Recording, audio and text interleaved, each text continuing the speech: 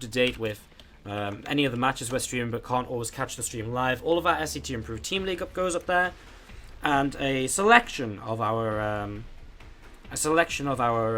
kind of other cup casts go up on there as well, just depending sort of which matches I think are cool. So last week we put up there right now, you'll be able to find the Douyu Cups number 1, 2, and 3 finals.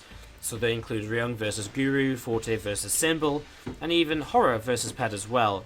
Worth checking out, actually. So go check it out on the YouTube channel, youtube.com/SC2Improve. Check that out. And yeah, if you want to watch any of the VODs. And again, whenever we have good matches, so for today we've had a lot of cool little matches already, like Tang Tang Reality, for example, Tang Tang Ryung. We'll be probably putting up a lot of these matches onto the YouTube channel, so lots of content to go up on there. And do my best to kind of release a new video every day. Some days I'll release kind of 2 or 3 videos and then not release one the day after or so. But still lots of content for you to watch there as we get in. And we have our players ready to introduce from Afrika Freaks. To the bottom right side of the map, it's our blue Terran player, it's aLive. And to the upper left is going to be our red Zerg player. It is going to be Horror, representing Team MVP. So, hatchery first, gas pool. Actually, no gas, so that's the kind of thing. I'm just so used to saying hatch, gas, pool. It's one of them things that you just kind of get so used to saying because it's so common to see it nowadays. But it's actually going to be a bit of a later gas here in return of getting a slightly faster third base up at this left-hand gold. What's up, Corbin? How are you doing today? Welcome to the stream. As you see, aLive is going just for a very standard Reaper Expand to start us off here. Prime Terrace is a map which is an intriguing choice, I suppose. An intriguing one not to veto from the Terran's point of view because it gives the Zerg kind of them gold bases. But I guess maybe he doesn't want to play, maybe Ulvrena he doesn't want to play, maybe he doesn't want to play. I don't know. I mean, it's hard to say what exactly maps they vetoed when they vetoed in Korean. But it's difficult to say. But I mean, I guess Prime is one of these ones we do see slip through sometimes, and it can be quite nice to play aggressively on. Tank play can be very powerful on this map. You can even go very late game, as we saw yesterday versus, or between Maru and Lenok, if you guys remember the, or we're watching Pro League yesterday's. Whoops, that's the first Reaper going down very early. A little bit of a mistake there by aLive, a little bit overzealous with that first Reaper, and that does give Horror a little bit of freedom on the map with these Zerglings. So, yeah, a couple of Zerglings coming across. And they're going to be looking to see what exactly they can get up to here in the early stages of the competition, of the series, sorry. Bunker on the way up. I mean, aLive's got a Marine now, he's got a couple more Marines building. He's going to go straight into a tech lab on the factory as whoops. I thought these SCVs were being pulled into something. Just being pulled actually to come down and mine on the natural with. Marine will just pull back with this SCV as well, and we'll have to get them 2 extra Marines coming out, which will be enough to fight against these Zerglings. 2 Lings go down in exchange for an SCV. Still worthwhile trade for Horror. I mean, any SCV kill for 2 Zerglings is worth it.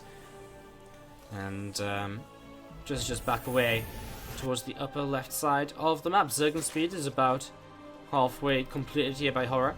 A few more drones are on the way up as well. There's a couple of Overlords also coming out from Horror here. So a couple of Overlords on the way up. We're going to see an Extractor being taken on the natural.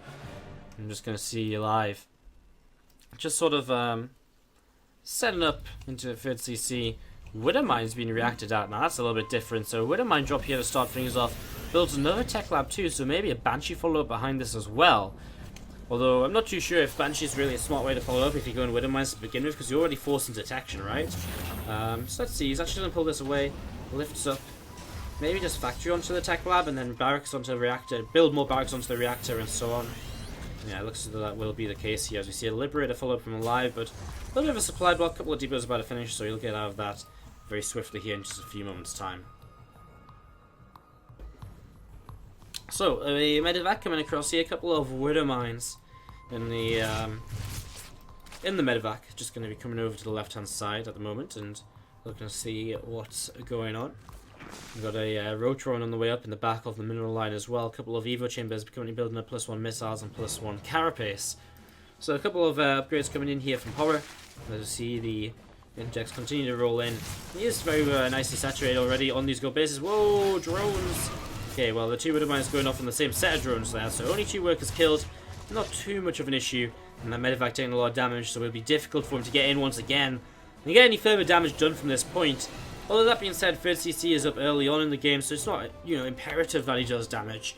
It's just nice, you know, the more damage he does, the better, man. But if he doesn't, he's not kind of behind and kind of in trouble at all. As we see again, then one upgrade to Horror coming in, that'll give him a nice little lead into this game. The upgrade's not starting up just yet from aLive, although he does have the resources to get those started. +1 attack starting and +1 armor now as well. So double upgrades on the way up. There's Liberator on the way around. It will come into the main where there's very little to defend. No Spore Crawl at least. Let's see how quickly Horror responds to this as the Liberator comes in. And we'll just be looking to siege up, and even if it just gets a couple of workers, it means builds it back a little bit. Already Horror starts bringing his Queen into position here, or is it just automatically come here? As they will actually tank a shot. One drone goes down. Pretty good defense basically so far, but he needs a Spore Crawl as he actually sees one of them drones sneaking away onto a different mineral patch. So that's a little bit of a pain. He does have Roach play, you know, he's going into Roach-based play though, and with Roach-based play, what we should see out of Horror is a few Ravagers able to come in and clean those up. We actually just see the Queens committing, and they will be able to pick off that Liberator in the end, as we see the Widowmine drop coming in once more. Burrowing will burrow, and we'll see once again the 2 Widowmines going off in the same clump of drones. So 4 more workers killed. Medevac, I believe, has fallen over to the left-hand side, and the Widowmines will be dealt with momentarily. Hopefully before they go off once again. I think the Overseer should be here in time. Plenty of Roaches to kill those off, as again, 1 upgrades coming up for both players. A couple of bunkers coming up from aLive, realizing there's a lot of Roaches out, sees those with the Widowmines, the harassment he's been going for, and just realizing that, hey, may just need a couple of bunkers to keep myself going until kind of the late stages of this game. I've got a tank or 2, but just want to make sure I can hold this position and hold my 3 bases. And, you know, when the 3 bases are so easily defended by just 2 bunkers, why not invest into them and just make sure you get into the later stage of the game, which is what you're aiming for. His own 1-1 upgrades are about to finish up here in the next few seconds. You see him with Stim Pack finish, but no combat shields just yet. We've been seeing a lot of players getting combat shields so far today. As we're going to see the Medevac loading up and starting to come up towards the upper side of the map.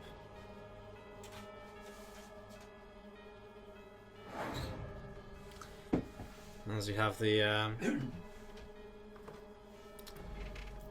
Medevac coming all the way to the upper side of the map. We're going to see a Medevac over to the left hand side as well, as these Roaches and a few Zerglings coming through the centre. Some Ravagers as well also coming through the centre here, as we see a few creep tuners being added in and pushed out around the sides and edges of the map. We see an Overlord being taken down by these few Marines, and we'll see the Stim in right now to try and get a little bit of damage done. So we'll see them stimming in, going to be targeting down 1, 2 Roaches here, the 3rd Roach and the 4th Roach as well perhaps, as these Marines do eventually get cleaned up. At the same time, big push towards the front by Horror, who does clean out those couple of bunkers, and well, Marines don't have any Medevacs supporting them just yet, but there is tanks and they can be kited around with the Medevacs, and so Horror is going to have to be a little bit careful. Tanks move a little bit further forwards once again, as they do a pretty good job of continuing to clean these units out. A couple of Ravagers starting to morph in once more as a 3rd tank comes into play. These tanks have to be evacuated from them. Corrosive Biles just keeps them alive. 1 more tank going down. No, Horror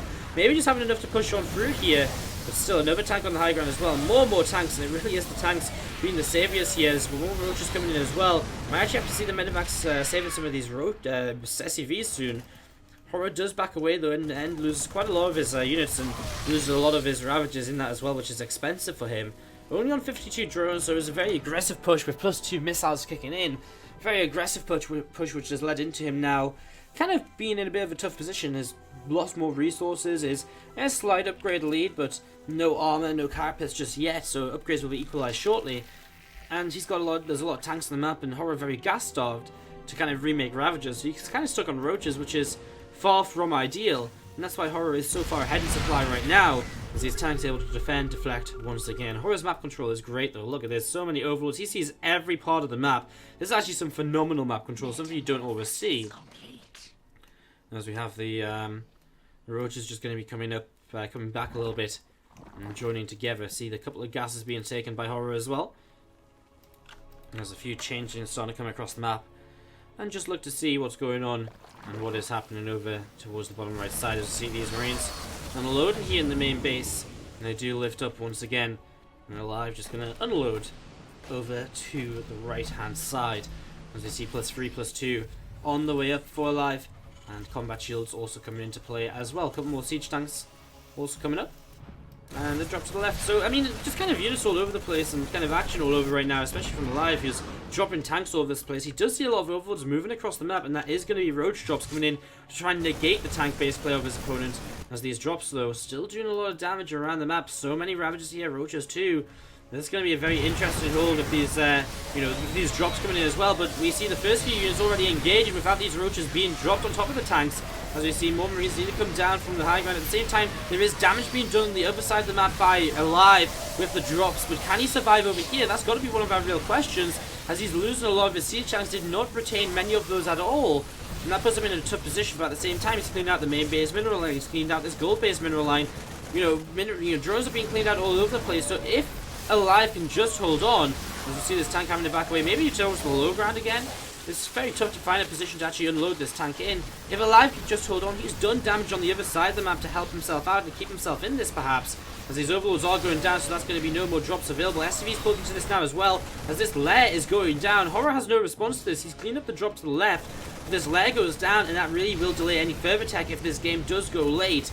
So that's going to really kind of hurt a bit later on, as we see Marines, enough of them right now to actually be kind of fighting against these roaches still. A couple of Ravagers on the low ground, but it's cost aLive a lot of workers to kind of stay in this, as that medevac is cleaned up. But aLive is kind of reduced his opponent down to 2 bases, one of which is mined out. So actually only 1 man in base here for Horror, who has a Nidus network up ready to go as well.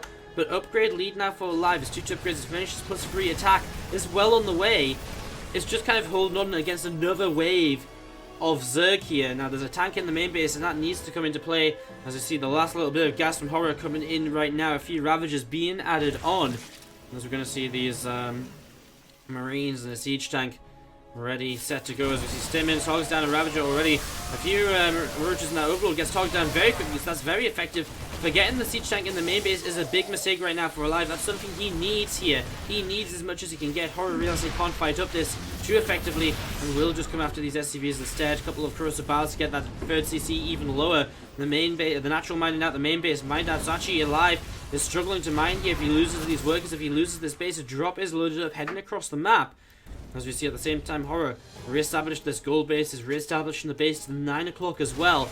As he's, aLive is losing so many workers. More corrosive battles, this first CC in trouble, as aLive drops down to just 10 SCVs, and that might be one of the killer moves of this game. That being said, this medevac is getting ready to come in and get further damage done as well. As we see him just trying to keep the third base alive, realizes that it's going to be very, very important to keep this third alive, otherwise he might find himself in a lot of trouble here very, very soon. You see the CC landing. There's no SCVs nearby to actually repair it. Now pulls them away from the natural to come repair, as the drop unloads in the main base. Roaches find this though, and it looks like Horror is the player who's going to end up stabilizing in this game. He's going to be aLive. He's kind of the guy who is just kind of a bit kind of down and out for the count. But look at this, these Marines with +3 attack are killing off everything, and these Ravagers go down. And well, don't count aLive out just yet, because he is still making something happen here. That medevac drop has been turned away, forced back. The upgrades, I think, is what's helping him stay alive in this, as he's not even repairing this CC because he just doesn't have the money to. Really, floating his main base out towards the gold to the right hand side. 10 Marines still being made at a time, although he doesn't have the income to really support that for too much longer. As we see the roaches coming across the map once again. A couple of tanks in medevacs, of course, going to be an important part of this defense. You see the Stim again. These upgrades will have a major role to play, but one of the tanks goes down. The next tank is getting kept alive for a little while longer. He lifts up, he evacuates just further back. As you see 10 more Marines in production, but isn't enough. So many Ravagers coming in as Horror looking as though he might have enough, but oh my god, when I say that, we see Marines stimming forwards once more and looking to pick up all of these Ravagers, but the medevacs go down the corrosive battles, and that might just be game. Because now Horror will be able to fight against these Marines. I mean, there's not the money to really afford medevacs and Marine production and more. Again, aLive is taking these good fights, but when he loses those, when he loses the medevacs, that changes everything now. It changes, you know, he can't move his tanks around. He's in a very tough position here, as the CC is still trying to dodge away. Marines will stim to try and deal with this roach attack into his gold base, and actually a few mules already cleaned out over here. These Marines going to be trapped though. More roaches and the Ravagers coming in. These Marines have no real way to get out of this position. They just have to fight, but aLive gets lower and lower in supply. All those Marines go down. an overwhelming number of roaches in the end for Horror. As the scan comes down and aLive just looking to see what's going on. He sees the base mounting to the left, and again, he did such a great job denying these bases initially. It just all of a sudden went so wrong for him, as these roaches will be lifted, evacuated, and we'll see them moving around. GG called, and Horror takes game number 1 of this best of 3 series. And what a series this is turning out to be, as Horror goes 1-0 up into this. So Horror takes the 1-0 lead in this best of 3. And the quarterfinals of today's Douyu Cup number 4, the Douyu Star Masters, takes place every Wednesday, Thursday, and Friday. Hello, everyone, just tuning in. Assuming here that the WCS competition has just been finished up for the day. WCS Shanghai. Wow, Scarlet takes down Eli's. Whoa, it's crazy. Scarlet round of 8. That's such a Zerg heavy tournament, man. Like 4 Zergs in the round of 8. That's crazy. Really crazy. As we get ready to jump into Dusk Towers for game number 2 of this semi-final. Again, guys, we do have that sub 20 later. You guys are saying in the chat. Hopefully, I'll let a few players who I have on Skype know that's tonight as well, and hopefully you get a few more signups to make a bit more of a competition out of it. So it's just not just 8 players basically. As we have Dusk Towers loading up and almost ready to go here between Horror and aLive game number 2. Again, Dusk Towers as our map, so let's get ready to go into this and introduce our players. To the bottom left side, we're going to have our blue Terran player. Now down a game in this series. Very close game number 1. Really did nearly make the defense happen. Just a couple of times when they didn't kind of preserve the tanks as he needed to. That was kind of his issue. As we have to the bottom left, our blue Terran player. It is going to be from Africa Freaks. It is aLive. And to the upper right, our red Zerg player from Team MVP. It is Horror. Hello everyone joining us from the Nerd Street Gamers with their 1.4k viewer host. Thank you very much. Plug Dice and Tempo who've been covering the WCS Group C today. Thank you very much, guys, for the host. Appreciate it. I see some SGI hearts up in the chat. I see some love for those guys, giving you guys the coverage of the WCS Shanghai group stages. Been doing a great job, been tuning in whenever I've been. Mostly for kind of the last match of the day, the last couple of days, because that's when I've been awake for. But been tuning in a little bit. Been some fun games over in Shanghai. As we are currently in the Douyu Star Series number 4. This is a daily cup which takes place on Wednesdays, Thursdays and Fridays on the Korean server. So today we've got players such as aLive, Gumiho, Reality, Forte, Super, Solar signed up.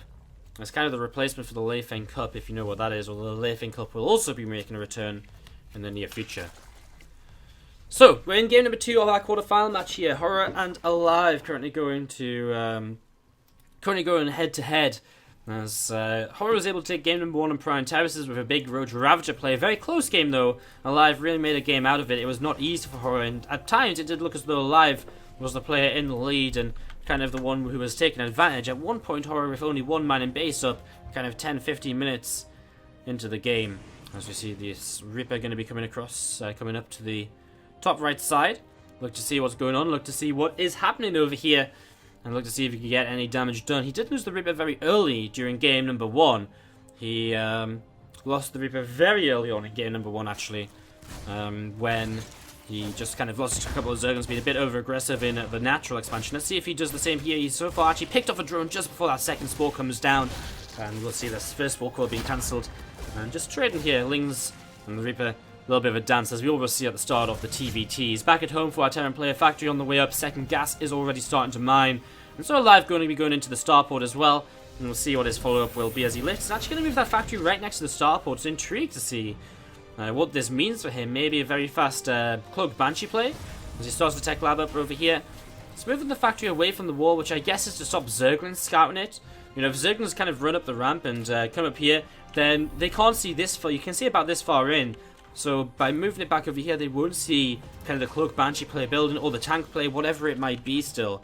As we see the Reaper just pulling back a little bit.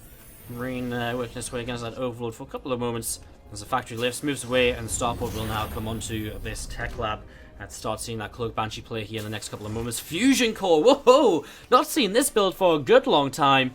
It's been so long since I've seen this build on Dusk Towers. The Liberator range upgrade, the Advanced Ballistics build, where you kind of set up in a position that can only be dealt with by kind of mutalisks or flying units with the Liberators, and you deny a lot of mining with that. So wow, it's been a long time since I've seen this. It really fell out of the meta game, and maybe that's what aLive is hoping for here to help him out. It's going to go into Viking first, which I love as well, because he could make a Liberator already, but that gives Horror a bit of an idea what's going on maybe. With a Viking, he denies the Overlord vision, and really stops Horror from seeing what this is until much later in the game. And if you can deny this until Horror's already committed into lair-based tech, into roach speed or so, then that's going to be a waste. When in reality, what we'd probably want to see Horror doing is dropping that Spire as a way to deal with the Liberators sieged up, kind of at a distance of his mineral lines.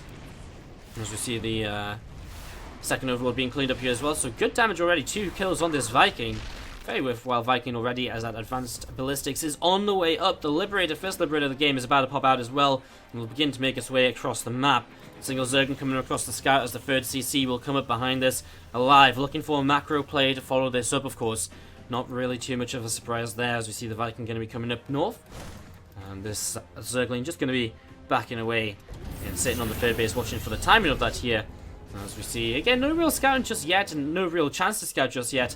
Horror has his very little map vision because of what's happened so far, and is maybe even going to lose another Overlord. Queen coming in to try and fight against the Viking. We'll push the Viking away, since this Liberator is just being scattered, I think. We'll come in and start to siege up. Now again, Spore Crawlers, it's okay Spores come down, because Spores will not reach the Liberator when it's at max range with that upgrade here in a few moments time. Actually, this Queen not able to take the engagement against the Liberator, so already denies some damage as that Liberation range is about to finish up, and that really will bring kind of a next level of harassment into this game. aLive going to be pulling over to the right hand side just a little bit with this Viking.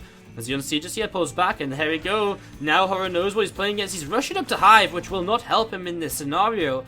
I kind of feel he needs to drop a Spire. I mean, even Corrosive Battles to some extent do not reach, depending on how much of the mineral line the Liberator is covering. If he only covers the kind of very edge of these mineral patches, then he would be able to be out of range of Corrosive Battles as well, and that's why this build is so abusable, so powerful. The only thing that makes this build so, kind of half-balanced is the fact that it's only usable on this map and Ruins of Seras, because it's the only 2 maps which have kind of abusable positions for this setup. Now, one thing the Liberator has seen, as we see these Corrosive Battles not coming down, they can't reach to where he's trying to hit. Oh, can. Hits 2, but he loses a Ravager, so only 2 Corrosive Battles coming down there, as we're going to see the Queen going down as well. The Liberator will just move back. At the same time, Liberator is also on the natural, guys. No kills over here just yet. I'm pretty sure that one cannot be reached by Corrosive Battles, surely. As we see drones coming back into play here, but we'll see the Liberator re-sieging, and Horror taking a lot of damage so far. And, not just drones being killed, which is only 6, but also just, lost mining time. There's a lot of workers not mining here on the main base, for example. As the Ravagers come in, we'll see, well, I mean, still, it kills off the Liberator, but the cost of another Ravager is already done so much. As this Liberator over here, did that get picked off? Did you lose this one too? No, it's changed positions. There it is, in the back of the natural, sorry. Kind of hard to see some of the very small blue dots on the edge of the mini-map here on Dusk Towers. There's still no real kills in this, but just denying so much mining, and that's kind of more important than anything right now. As we see these Ravagers coming in, and, well, Liberator just re-sieges before the Corrosive Battles drop, so that's great as well. Continuing to deny this. Might want to pull back and get back in position. Probably could have left the Liberator in range there to kill off a Ravager and just stop one of them Corrosive Battles coming down. Again, it's been a very fast tech to Hive here for Horror. His Ultra Cavern's coming down at 7-minute mark. That is pretty darn quick, as we see one more Corrosive Battle to kill this Liberator, and the Liberator will just unsiege because of that and start to back away. 4th base on the way up from Horror. Again, Ultra's Cavern is down. He's got a few Infestors out, very few units before this, and in some ways it's worked out well for Horror, because aLive's been good for this harassment-based build, which means he doesn't have much of an army to really fight, to really hit early in this game before Ultras come out. So it's a bit of a weird one, as you're going to see him loading up a couple of drops. 2-2 on the way. Again, no combat shields. What is it with Terran players today and forgetting their combat shields? We saw it a lot during the TVT series earlier, and we're seeing it again now in this TVZ. Just a complete lack of remembering to kind of build up the combat shields. So, a few mistakes here as we see these couple of drops going to be coming in and unloading over to this right-hand side. Going to unload a couple of Marines. Army in position to deal with this. It's the Viking over to the left side, so if he stims in here and gets caught by a Fungal, well, that's goodbye army. He sees the army and does just back away immediately. Fungal's not in range to land and to do too much with. Viking actually trying to pick away an Overlord at the back here, which is trying to morph into an Overseer to survive, but I think it will get cancelled. Just doesn't make it into an Overseer. It was just a couple of seconds away from that. That will supply block Horror here momentarily, who's got 6 Overlords on the way up to 2 upgrades coming in for himself at a similar time, just a bit behind aLive's upgrades. Very far behind on army supply, but obviously relying on the fact that he's about to make a whole bunch of Ultralisks before the 10-minute mark of the game. And again, it's them Ultras which are really going to be kind of game-changing here, as we see a Viking going to pick off another Overlord trying to become an Overseer. This Viking, you could name him the Destroyer of Dreams. So many Overlords so close to becoming an Overseer, just being killed off time after time by this one single Viking. Has picked up a lot of kills, that Viking. It's been a very worthwhile investment. 4 Overlord kills throughout has been worth it. And there's even an Overlord here which he might catch if he goes in the right direction. As them 2-2 upgrades continuing to come up, finishing up here shortly. And that might be aLive's attack timing to just go with 2-2 upgrades. But I mean, Ultras are going to be on the map. They're going to have chitinous plating. And there's not many Marauders here in this army. There's only 4. So he's got to really rely on his positioning with the siege tanks. Maybe something like sieging up down on this low ground here and then pushing into the 4th base is one way to do it. In fact, that's one of the most common kind of positions for the siege tanks here, as we see Marines, Marauders cleaning out a few of these Zerglings. As we see tanks unloading. Already cleaned up a little bit of this crew spread and killing off a queen or so, but again, them Ultras are about to pop out. I'm very scared for this engagement because Horror's not got much army supply, but aLive doesn't have an army to fight against Ultras. As we see a couple of investors going down here at the start of this, and these Ultras already starting to take a lot of damage. The Ultras dying very quickly to begin with, no +2 armor just yet, and then first the Ultras go down very quickly indeed. As we do see a bit of a drop in the back, denying some mining, but is dealt with as this 4th base under attack, and this rush to Ultra is not working out for him. The kind of denied mining which we've seen for Horror throughout this game is really hurting him here, it seems. Just hasn't been able to build up enough of an army. As he does come in, there's the reinforcements, or the army to the right hand side coming into this as well. The Ultras go down, and well, I mean, it's still a fairly even trade. I mean, Horror actually cleans out a lot more of this than I thought. Problem is, damage has already been done, right? I mean, he's lost his 4th base, he lost all of his Ultras, he's lost all but 1 Infestor as well, so it's very expensive for him now to remake this, to rebuild from this position. As we see these medevacs just backing away over to the right-hand side of the map. Creep Tumors will be able to push on through the center still. So Creep Tumors will be able to continue coming through the center of the map. We're going to see some drones coming in over to the right-hand side and mining over here. As we've got a few Ravagers, a couple of Roaches, and Infestor just splitting up and looking to kind of defend from drops, and aLive could just go into drop mode. I mean, he's building his army back at home, 4th base on the way up. He's definitely taken an advantage of this last engagement with the way that fight went, and as he takes an advantage, he will build up in towards his late game now. He's getting up into Ghost, his 3-3 is halfway done, and you know, he's just getting everything he needs. Even getting Drilling Claws, an interesting upgrade for this kind of time of the game. Might want to invest some Widow Mines into this to help deal with the Zergling count. Even Widow Mines are okay against Ultras too if they run into them. It's a good amount of damage onto the Ultras, more than you would actually imagine, I think. As we see the medevacs just sitting over to the right hand side, sat here waiting to see what they might be able to get up to in the near future. 4th base is going to finish here shortly. 5th base is building as well. As we see these few medevacs just over to the right, we see a single Viking for aLive. Just again, Sati has been sat here for some time, hasn't utilized it in, quite a few minutes actually. As +1 fly carapace comes up from Horror, invested into the Corruptors here to start dealing with what he expects to be probably Liberators as kind of the late game transition for our Terran. That is generally what we see, the kind of Liberator Ghost setup here into the late stages of TVZ of the from the Terran player. Generally do see that as we see him pushing up the center of the map. I managed to unplug my headphones, so I'm currently having a battle to try and plug those back in. Wow. Still following this army. There we go. Big Fungal Growth actually to start this off. Goes to get towards the back though, and then Snipes will come down. Them Ultras disappear very quickly to them Snipes. We'll even see Snipes on this next Ultra as well. Gets out of range of one of the Snipes in the end, so it does just survive, but only just. And there isn't really many Queens at all. Only, what, 2 on the map. Actually, only 2 Queens. Well, this drop is doing damage, and that is why.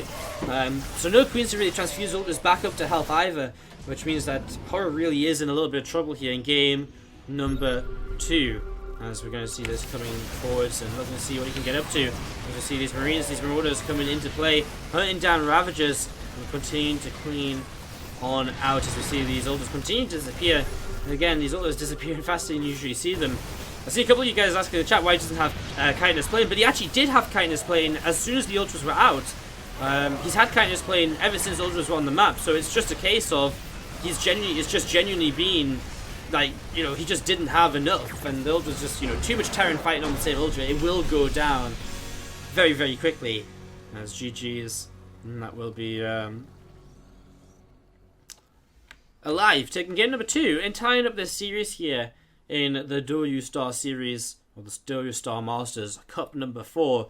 In the rest of the bracket, Gumiho plays Natural in the bottom semi-final, and Super is awaiting the winner of this match right now.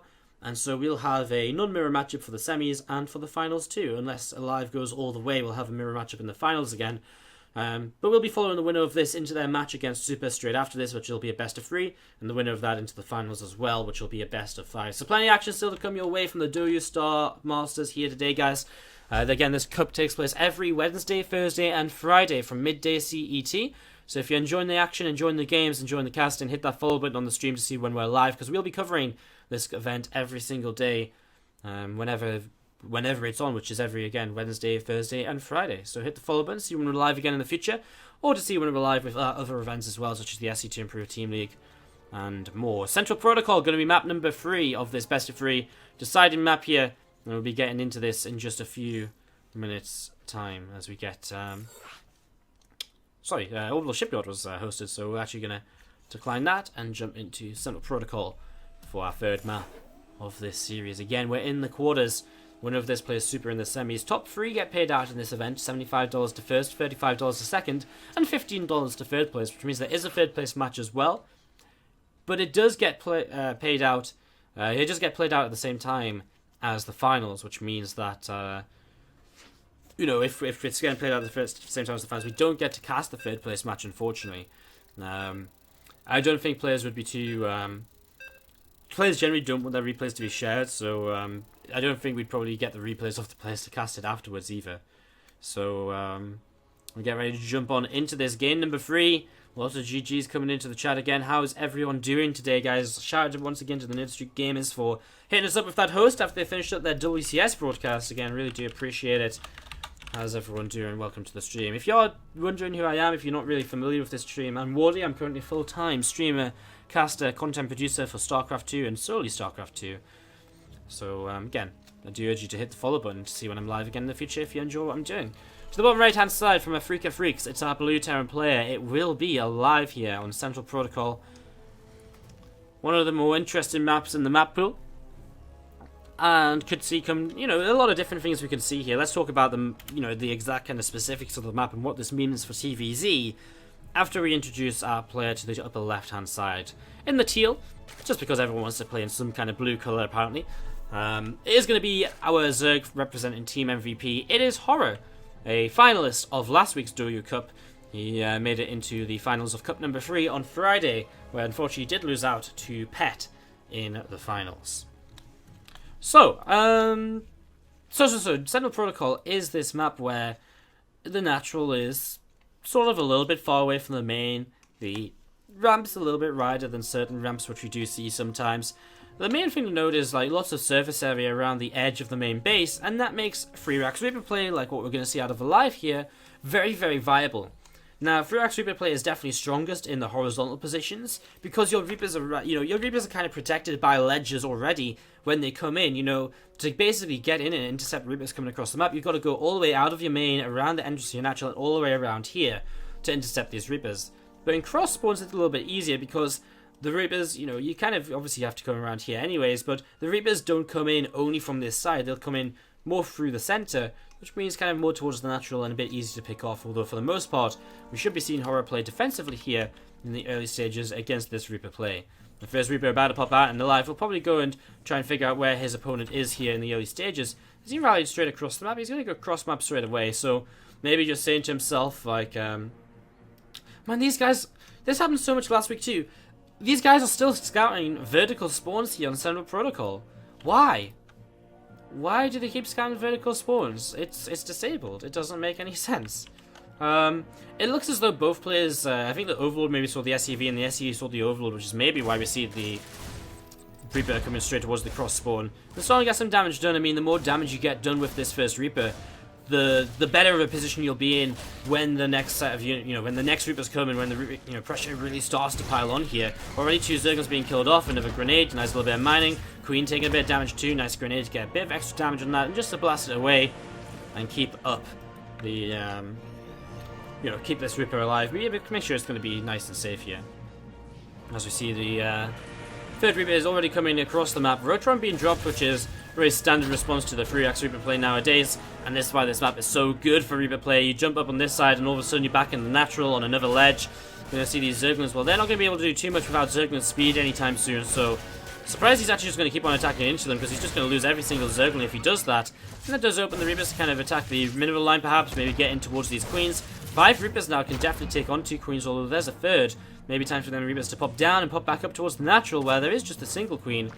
Killing off this Creep Tumor here would be very nice as well, because that Creep Tumor is very important to actually be able to allow the Zergling to get between these bases very quickly with his Queen. So that's something which we're maybe missing here, I suppose, is we're going to see no Reapers being picked up just yet, but there we are. We're going to see Reapers starting to go down. Second Queen nearly falls. Actually doesn't, though, with the transfuse. And that'll actually be 2 Reapers traded away here for, well, a single Queen kill, but could have been, 1 Reaper for a Queen instead of 1 or 2 Reapers. Just, I mean, I guess at the same time he's also working away on the transfuses, gets into the mineral line again, so a couple more drones going down, and this is the really tough thing, because you want to be focused on unit production to kind of, deal with all of these Reapers, and we see the Reapers actually getting a little bit cornered here. aLive not really scared to kind of give these Reapers up, it seems, though. He's also got a Reaper in the natural, getting a bit more damage done. 2 Reapers to survive from the main base, but I really feel as though Reapers are this sort of unit which kind of get better the more you have. The more grenades you have to utilize, and the faster they can kind of single target fire down a single Roach or single Queen or whatever. In this case, I mean, now he's only on 4 Reapers and just a couple of Roaches is enough to defend this, and any damage he's done is easily replaced by drones. He can, Horror can afford to drone up now because of the fact he's killed off so many Reapers. So it's kind of weird because you give away the Reapers and you lose your potential to do damage, and okay, you've done damage, but that damage is easily replaced. I like a mini Nexus or something. It's like a mini Protoss cube. It's kind of cute. As you see these Reapers, I think just jumped up here and actually lost another one to these Roaches.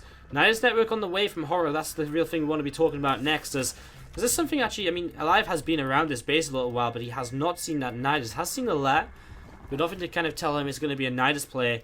And well, there's a space in his main base which he does not see. And we might very well be seeing Horror dropping down this Nidus network, and aLive does see it, so he sees it over here. His Reapers are, I don't know where his Reapers are. Okay, they're back in the main base trying to get further damage done, and he is up 14 workers, so you can afford to take some damage, but only some, as he's got a siege tank on the way out. He's got Marines and Marauders over here. The Twins get out, they just transfuse in time.